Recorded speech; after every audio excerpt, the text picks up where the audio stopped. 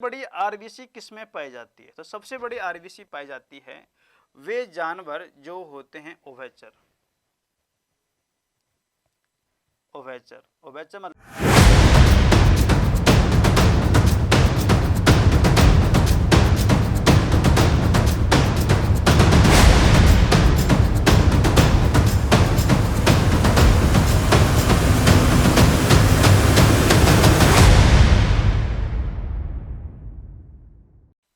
तो कभी कभी क्वेश्चन क्या पूछ लेता है कि जो आरबीसी है उसमें कभी कभी ये पूछता है कि सबसे बड़ी आरबीसी किसमें पाई जाती है और सबसे छोटी आरबीसी किसमें पाई जाती है। सबसे बड़ी अगर मैं यहां बोलूं the largest RBC, the largest RBC,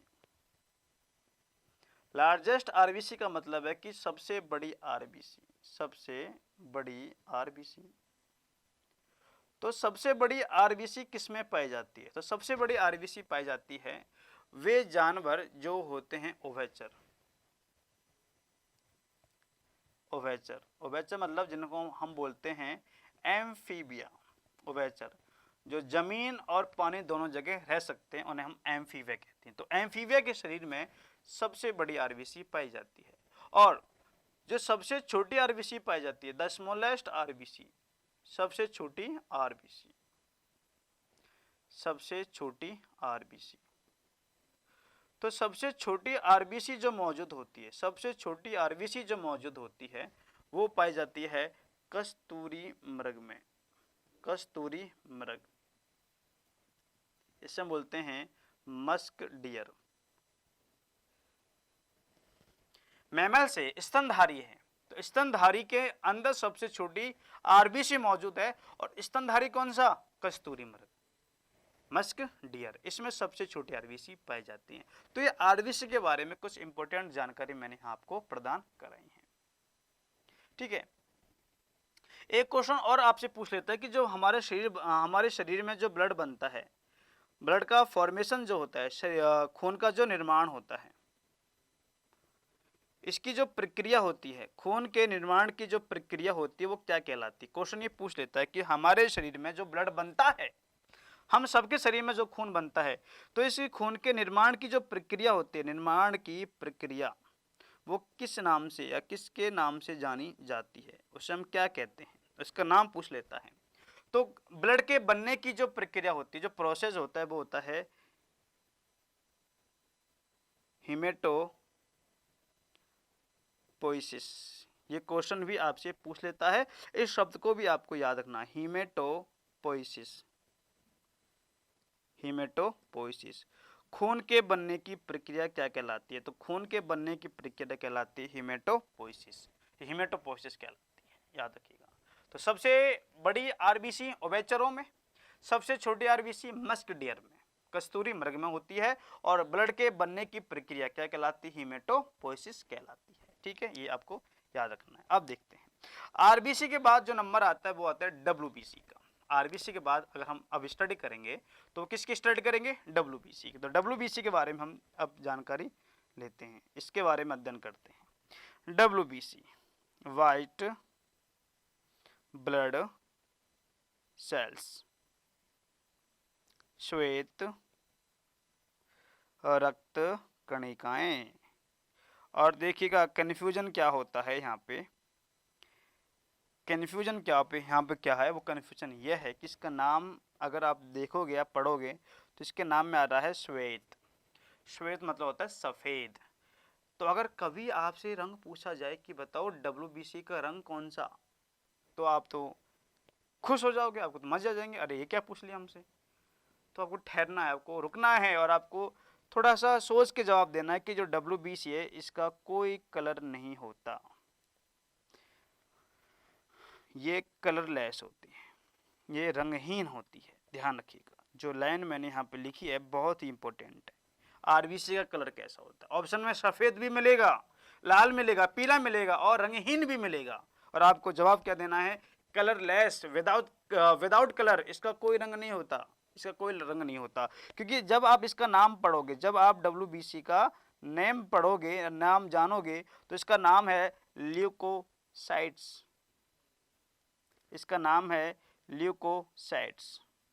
और ल्यूको का जो मतलब होता है, ल्यूको, अगर ल्यूको का आप मतलब जानना चाहोगे तो ल्यूको का मतलब होता है रंगहीन।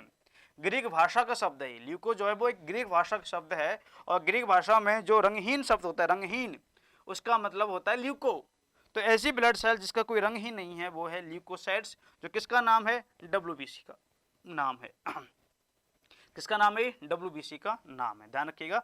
तो WBC का अगर आपसे कलर पूछा जाए, रंग पूछा जाए, तो आप बताना बिना कलर का है, ये रंग नहीं है, इसमें कोई रंग नहीं होता, ये बिना कलर का है WBC, ठीक है, याद रखिएगा। अगला देखते हैं WBC के बारे में और इम्पोर्टेंट यहाँ पे जानकारी आपको देने की कोशिश करते हैं। बहुत इंपॉर्टेंट यहाँ पे एस्पेक्ट आपको बताए जा रहे हैं। अब देखिएगा, जैसे आपने RBC के बारे में पढ़ा था, वो सेम आपको WBC के बारे में भी जानना है। तो सबसे पहले बात करते हैं कि इसका निर्माण कहाँ पे होता है, इसका फॉर्मेशन कहाँ पे होता है, निर्माण, WBC का निर्माण कहाँ पे होता है। तो WBC का निर्माण होता है येलो बोन मेरो में, yellow bone marrow. Yellow bone marrow को हम बोलते हैं पीली अस्थि मज्जा, पीली अस्थि मज्जा कहते हैं, याद रखिएगा। अगर आपसे क्वेश्चन पूछे कि जो WBC है इसका रंग क्या है, आपको बताना बिना कलर का है, और ये बनती कहाँ पर है, कहाँ बनती है, तो आपको बताना ये बनती हैं येलो बोन मेरो में, ये बनती है पीली अस्थि मज्जा में। अब आप कन्फ्यूज हो गई पीली अस्थि मज्जा कहाँ है, तो देखो जैसे अगर मैं हड्डी बनाऊँ, आपको बोन बनाता हूँ आपकी हड्डी, तो हड्डी के मध्य में भी एक गुहा पाई जाती है, और ये है आपकी येलो बोन मेरो, ये है आपकी पीली अस्थि मज्जा। किनारों पर बोलता तो मैं रेड बोन मेरो, बीच में बोल रहा हूं तो मैं येलो बोन मेरो, पीली अस्थि मज्जा। और इसी पीली अस्थि मज्जा में निर्माण होता है किसका, WBC का। किसका निर्माण होता है, WBC का निर्माण होता है, पीली अस्थि मज्जा में WBC का निर्माण होता है। इसके अलावा निर्माण के बाद मतलब पैदा हो गई हैं, पैदा होने के बाद इसका विकास होता है, विकसित होती हैं, बड़ी होती हैं। तो ये अलग से क्वेश्चन याद रखना। RBC में ऐसा नहीं पढ़ा है, RBC में ऐसा नहीं होता, लेकिन WBC में ऐसा होता है कि इसका जो डेवलपमेंट होता है, WBC का जो विकास होता है, WBC का जो डेवलपमेंट होता है, विकास होता है, वो विकास कहाँ पे होता है, तो WBC का जो विकास होता है, इसका जो डेवलपमेंट होता है वो होता है लिम्फ में, लिम्फ को मैं बोलता हूँ लसिका, लिम्फ को मैं बोलता हूँ लसिका। और एक ग्रंथि है जिसका नाम है thymus gland, thymus gland, thymus ग्रंथि। ये दो भाग ऐसे हैं आपके शरीर के अंदर जहाँ पे WBC की ग्रोथ होती है या उसकी वृद्धि होती है, उसका विकास होता है। तो WBC का विकास कहाँ पे होता है, तो WBC का विकास होता है लिम्फ में, लसिका में और थाइमस ग्लैंड, थाइमस ग्रंथि में। इसका निर्माण पूछे तो दोनों में अंतर समझिएगा। आपसे क्वेश्चन पूछे कि WBC का निर्माण कहाँ पे होता है, बनती कहाँ पर है, तो पीली अस्थि मज्जा में पैदा होती हैं, जन्म होता है इनका। और इनका विकास कहाँ पे होता है, ये बड़े कहाँ पे होती हैं, ये इनमें मैच्योरिटी कहाँ पे आती है, तो आप बताना लिम्फ लसिका में आती है, और एक थाइमस ग्लैंड, एक थाइमस ग्रंथि, इसमें इसका विकास होता है। जो पैदा हुआ है उसकी डेथ भी होगी, उसकी मृत्यु भी होगी, और इसकी डेथ होती है, इसकी मृत्यु होती है ब्लड में, खून में हो जाती है। कहाँ पे होती है, ब्लड में, ऐसा कुछ नहीं है। जहाँ पर इसका जीवन काल पूरा हुआ वहीं पर ये खत्म हो जाती है, मर जाती हैं, और मृत्यु के बाद ये ब्लड में घूमती रहती हैं और अवशिष्ट पदार्थ के रूप में शरीर से बाहर निकल जाती हैं। तो इनकी डेथ कहाँ पे होती है, ब्लड में होती है। ब्लड में कहाँ, कहीं भी, खून में होती है, खून से अलग नहीं हो पाती है, खून के अंदर ही खत्म हो जाती हैं। जैसे कि जब WBC की मृत्यु होने वाली होती है तो खून से अलग होकर कहाँ पहुँच जाते हैं, वो स्प्लीन में पहुंच जाती है, प्लीहा में पहुंच जाते हैं। लेकिन WBC के साथ ऐसा नहीं होगा, वो ब्लड के साथ ही लगातार बहती हुई रहती हैं, ध्यान रखिएगा, ब्लड के साथ लगातार बहती रहती हैं। कौन, WBC, ठीक है। इसके अलावा इसका जीवन काल, स्पेन पीरियड है, स्पेन टाइम, जीवन काल, इनका जो जीवन काल होता है वो जीवन काल होता है इनका 1 से 4 दिन। ये एक दिन में भी मर सकती हैं और मैक्सिमम 4 दिनों में भी खत्म हो सकती हैं। तो इनका जीवन काल होता है 1 से 4 दिन, याद रखिएगा।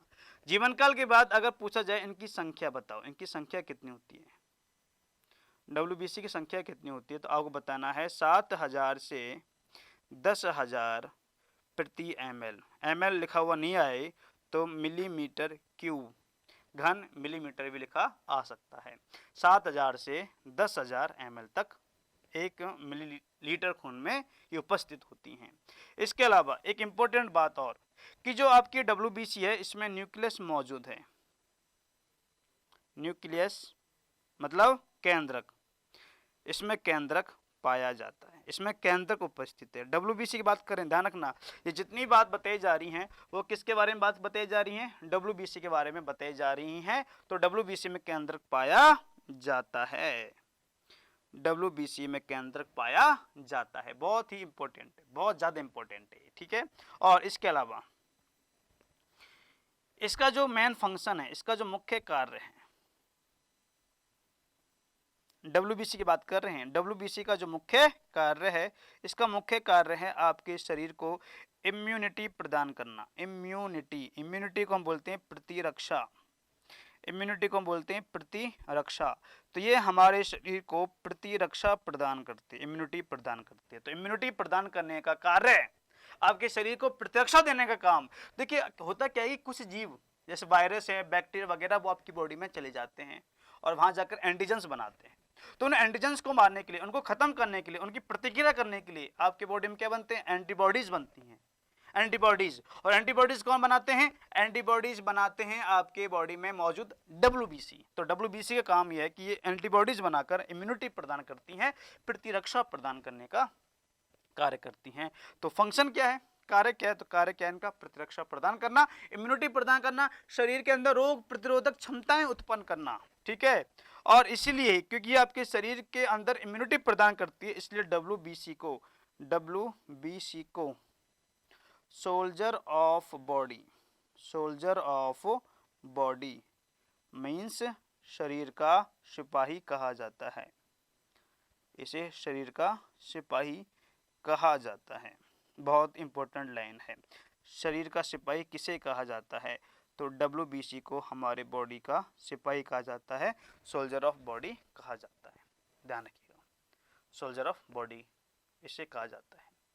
कभी कभी एक क्वेश्चन पूछ लेता है कि बताओ हमारे शरीर में मौजूद RBC और WBC का रेशो क्या होता है, अनुपात क्या होता है, किस अनुपात में पाई जाती है। तो आप बताना कि जहां पर WBC 1 होगी, जहां पर WBC 1 होगी उसके तुलना में RBC कितनी होंगी, 600 होंगी। तो अगर आपसे क्वेश्चन पूछ लिया जाए कि बताओ RBC और WBC का अनुपात क्या है, अगर बताना 600 अनुपात 1 है, 600:1। RBC WBC है 600 अनुपात 1, मतलब कि RBC WBC से 600 गुना ज़्यादा आपकी बॉडी में मौजूद हैं। तो ये कुछ सामान्य जानकारी आपको WBC के बारे में बताएगी, ठीक है। इसके बाद जो इम्पोर्टेंट बात यहाँ पे आती है वो आती है इसके प्रकार। WBC के प्रकार कौन कौन से होते हैं, कितने प्रकार की WBC आपकी बॉडी में मौजूद है।